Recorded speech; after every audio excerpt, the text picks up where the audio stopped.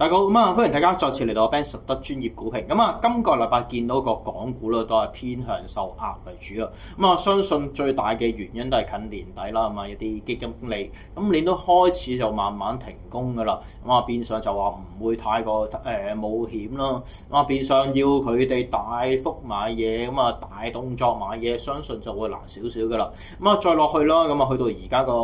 觀望情緒都比較重啦。觀望啲乜嘢咧？最主要都係觀望啦，美國一啲數據啦。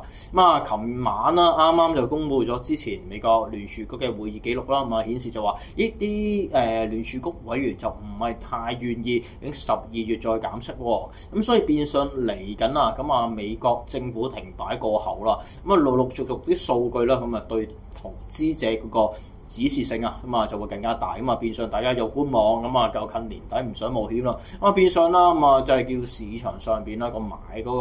個動能上邊咧都係差啲嘅啦。咁但係啦，如果純粹喺港股恒生指數嚟計啦，有啲價位可以留意嘅，咁就係一條100天移動平均線嘅位置。咁而家啦，最新100天移動平均線嘅位置咧就喺25,627點，見到就話呢個位啦，呢個技術指標啦，其實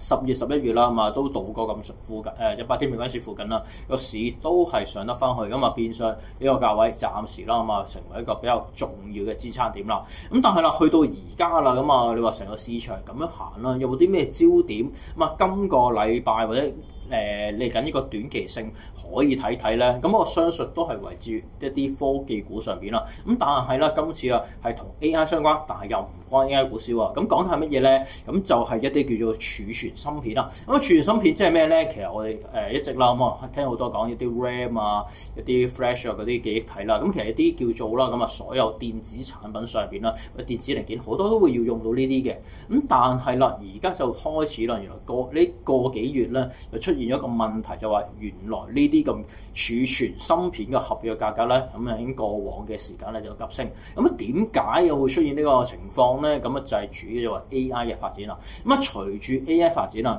一啲叫做 data center 又好啦，其他一啲 AI 訓練嘅一啲 model 一啲叫做啲設備都好啦，佢哋需要用到大量高級嘅堅嘅犀利嘅呢啲叫儲存芯片，呢啲即係啲 RAM 嗰類啦，變相形成啦，一啲廠家佢嘅產能不足，一啲較低端嘅一啲記憶芯片呢啲嗰啲 RAM 咧，好有可能慢慢要提價，因為出唔切啦。大部分產能都去咗做一啲高端嘢，變相啦，對個市場上邊對邊啲產品咧就會有個負面影響咧，就話對一啲 PC 啦，即係個人電腦啦，呢啲手機上邊啦，相信可能都會有一個比較大嘅影響，因為呢啲咁嘅 RAM 嘅價錢咧，將會慢慢都係一步一步咁上緊，因為變相啦對啲廠家嚟計啦，有冇能力將所有東西轉移落去消費者身上，就會成為佢嘅未來啦。嗰個利潤主要點啦。但係同時間出產呢啲咁嘅 RAM 嘅一啲